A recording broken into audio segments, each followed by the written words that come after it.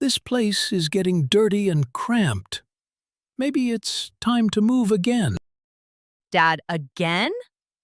This is the 93rd time. Even the movers know us by name. Katsushika Hokusai, one of the greatest artists the world has ever known. But behind his breathtaking talent was a chaotic personal life.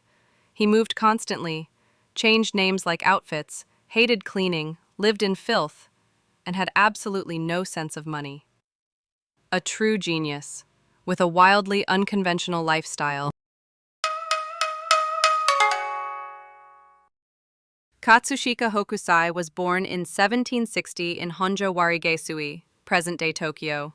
He was a mid-Edo period ukiyo-e artist, and he is internationally renowned, especially for his Mount Fuji series, 36 Views of Mount Fuji. Hokusai also had a significant influence on 19th-century European Impressionist painters, such as Vincent van Gogh, Paul Cézanne, and Paul Gauguin. Hokusai started his career at the age of 15 as an apprentice to a woodblock carver. At 19, he became a student of the ukiyo-e master Katsukawa Shunsho and learned the foundations of ukiyo-e. In his 30s, Hokusai left the Katsukawa school and experimented with a wide range of genres.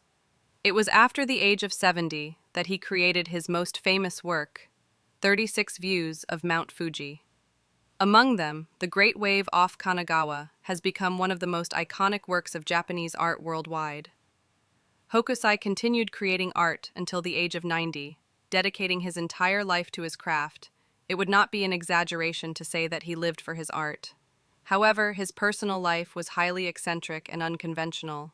From here, we will explore some of the strange and fascinating aspects of his character. It's said that Hokusai moved house 93 times over the course of his life, which obviously isn't something most of us could even imagine doing. One reason? He just really hated cleaning. If his place got too messy, he'd basically go, it's easier to just move, and then actually pack up and leave. Forget spring cleaning, Hokusai invented spring fleeing. Another reason was his obsession with creating the ideal environment for painting. Since he needed water to mix his pigments, he preferred to live in places where water was easily accessible, homes with wells or areas near rivers or canals. There are well-known stories of him moving simply because a house didn't have a well, or choosing a riverside home because the sound of water helped him concentrate. For Hokusai, creating great art mattered far more than living comfortably, and no matter how often he moved, relocating was just another part of his creative process.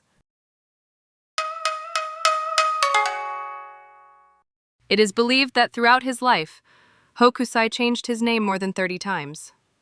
For example, he started out as Shunro, then went by Sori, Hokusai, Itsu, and eventually the eccentric title, Gakkyo Rojin Manji. So, why did he change his name so often? For Hokusai, it was a way to be reborn as a new artist. Each new name marked the start of a fresh chapter, giving him the push to explore new genres or experiment with different artistic styles. So take Gakkyo Rojin Manji, for instance. That's the name Hokusai started using later in life. It literally translates to the old man mad about painting manji. Let's break that down. Gakkyo, painting mad. Not just passionate, mad, like stay up all night to paint a frog on a rice grain kind of mad. Rojin, old man. Fair enough, he was in his 80s and still grinding. A symbol meaning eternity, infinity, or the endless cosmic swirl of existence. Very deep, very mystical. Also, a bit funny because in Japanese, manji is also modern slang, especially among younger people, for something like, whoa, sick, or epic. So put it all together, and Hokusai's name kind of reads like the crazy old dude who's totally obsessed with painting and just went full infinity epic mode. For Hokusai, these name changes weren't just new pen names. They were outward signs of his relentless drive to evolve as an artist, even into old age. By the Edo period, bathing culture was already deeply rooted in Japan. Public bathhouses were scattered throughout towns, and even ordinary townspeople could use them freely. In the evenings, it was a common sight to see people walking to the bathhouse with a wooden bucket in hand. And yet, there was one man who completely defied these social norms, Katsushika Hokusai. Hokusai was famously averse to bathing, and he hated cleaning. His life was devoted entirely to painting. He owned only the bare minimum of clothes, hardly ever bathed, and paid little attention to his appearance. His room was said to be so cluttered with brushes, inkstones, and scraps of paper that there was barely enough space to walk. One day, one of his students, unable to stand the mess any longer, began cleaning the room. But Hokusai stopped him. Don't touch anything. Leave it as it is. This space is my energy. Do you mean to destroy it? I'm sorry. It seems that for Hokusai, this chaotic environment was the true source of his creativity. Orderly tidiness and cleanliness meant nothing to him compared to preserving his personal nest, the place where ideas could flow freely. In this context, it's no exaggeration to say Hokusai was the only one who chose filth for the sake of art.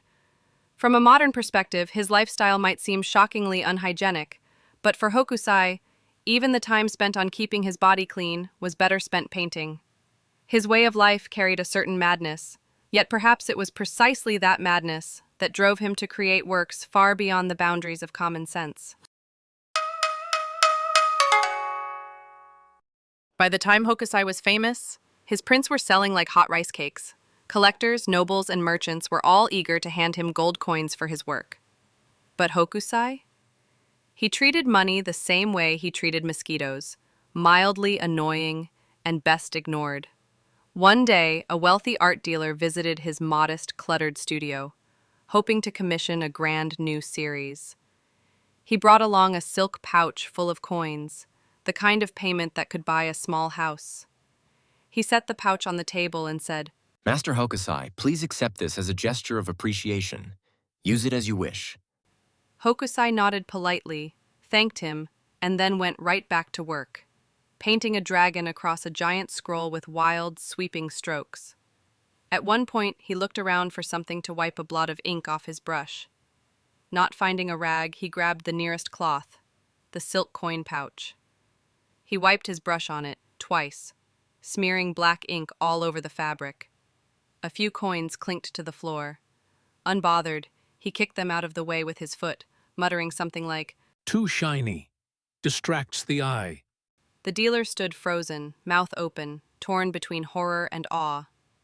Later, when a student asked why he didn't treat money with more respect, Hokusai shrugged and said, You can't paint a wave with coins, but you can blot a brush with their bag.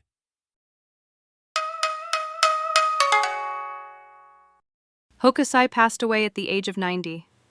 Just before his death, he is said to have left these words, If heaven would grant me 10 more years, no, even 5, I could truly become a real painter. From this, we see that even at the very end of his life, he still longed to improve. After 90 years of painting, he still felt he had not yet reached his full potential. For Hokusai, there was no such thing as a final, completed work. His life itself was the act of endlessly pursuing art. Today, his works are loved not only in Japan but all around the world. That wish, to keep painting just a little longer, lives on in his art, transcending time and place.